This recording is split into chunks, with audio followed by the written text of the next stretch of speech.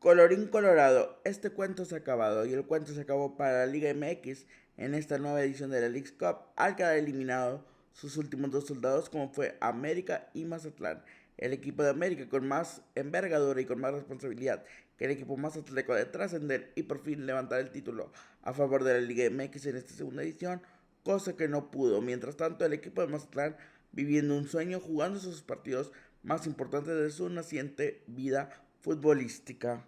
Dos perspectivas diferentes, un mismo escenario. Y empezamos con América, que quedó eliminado por segundo año consecutivo en penales, esta vez a manos del verdugo de la Liga MX, como es Colorado Rapids, que ya ha eliminado a tres equipos mexicanos, incluyendo Juárez, Toluca y ahora el América. En un partido donde en los 90 minutos terminaron 0-0, el equipo de América no pudo cumplir con la superioridad que se suponía que tenía ante Colorado, teniendo más llegadas pero sin concretar el gol, lo que ocasionó que estos dos llegaran a los penales, que por segundo año consecutivo fue la bestia negra para el América. En esta ocasión, los penales llegaron a una muerte súbita que incluyeron 10 disparos por equipo, el cual el último disparo del América fue el que condenó al equipo Águila a no pasar a la siguiente ronda. Pero más allá de eso, vamos a ver lo que pasó en la tanda de penales. Y es que cuando el América parecía que podía pasar a la siguiente ronda, si es que Igor Linovsky marcaba el gol que le correspondía en el quinto penal, América hubiera podido superar esta ronda sin inconveniente y llegando a las semifinales, cosa que no sucedió ya que Lichnowsky fallaba el penal que le daba un vida a Colorado Rapid, y en la tanda de ronda de muerte súbita tiraron otros 5 penales cada quien, donde volvemos a decir que Malagón fue el último que cobró, pero también hay que mencionar que llama mucho la atención como Álvaro Fidalgo, probablemente uno de los jugadores con más habilidad que tiene el América, no se atrevió a cobrar de los primeros 5 penales y esperó ser el séptimo penal cobrado, lo cual llama la atención siendo un jugador de su calidad y siendo tal vez uno de los líderes del equipo. Decidió que un defensa que hoy en día está más agrandado que otra cosa, marcará el quinto penal que era definitivo en vez de tomar la decisión de cobrar el quinto penal, uno de los más importantes del América en los últimos torneos, cosa que no sucedió así y él decidió llegar a un séptimo penal, donde lo anotó efectivamente, pero después llegó el décimo penal fatídico para el América, donde Malagón lo mandaba por un lado, lo que ocasionaba la eliminación del América y muchos achaques hacia Malagón, siendo que el América no pudo anotar un gol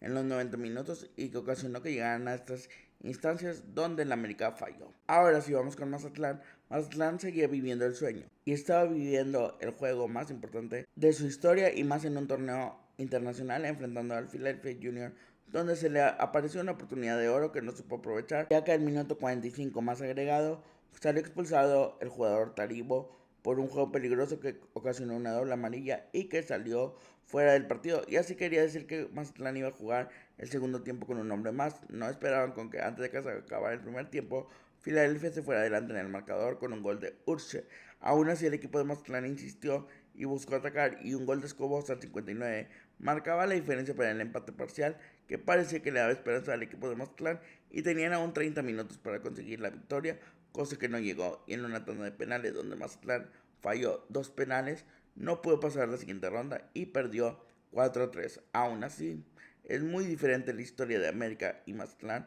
de cómo Mazatlán viviendo un sueño y cómo con Vucetich ahora como timonel intentaban hacer historia para ellos. Pero hay que resaltar el fracaso de la Liga MX en términos generales en la Leagues Cup, ya que ninguno puede llegar aunque sea a semifinales, y por segundo año consecutivo el campeonato se va a quedar en MLS. ¿Y de qué sirvieron todos los que echaban en cara? Que los dos únicos equipos que daban la cara por la Liga MX eran los dos equipos de las televisoras. Absolutamente de nada, puesto que quedaron eliminados y sin ningún premio más allá de lo efectivo que los de la Liga MX, que habían quedado eliminados en rondas anteriores, y más allá de perder 7 millones de dólares acumulados si eres campeón, la Liga MX sigue perdiendo un poco de prestigio en el continente de cara a sus rivales como el de MLS, sus rivales directos, lo que ocasionó más incertidumbre y más soporte al proyecto del MLS, que hace años no se veía cómo la MLS podía equipararse en muchos aspectos a la Liga MX, futbolísticamente hablando, y poco a poco la Liga MX está dejando mucho que desear en los enfrentamientos directos. Este fue un fracaso más de la Liga MX, este fue un fracaso más de Mikel Arriola, este fue un fracaso más de todos los equipos que no pudieron contender de manera digna a instancias finales, y esta vez se siente lo que la MLS sintió por muchos años cuando la Liga MX llegaba a instancias finales en la Conca Champions y ellos apenas iban iniciando su torneo. Ahora es a la inversa, los de la MLS ya tienen desde marzo jugando prácticamente continuo y la Liga MX apenas había agarrado hace 3 semanas el inicio de la Liga MX, lo que ocasionó obviamente un desnivel físico, pero eso no es excusa, puesto que se supone que hay más calidad en la Liga MX, pero nuevamente en un fracaso rotundo, en un fracaso que muchos equipos no llegaron ni siquiera a ronda de eliminación directa, marca mucho la diferencia de cómo era la Liga MX antes a comparación de la MLS y la realidad que están viviendo hoy por hoy los jugadores y los equipos de la Liga Mexicana. Para el once titular, Rodrigo Cantú Cervantes.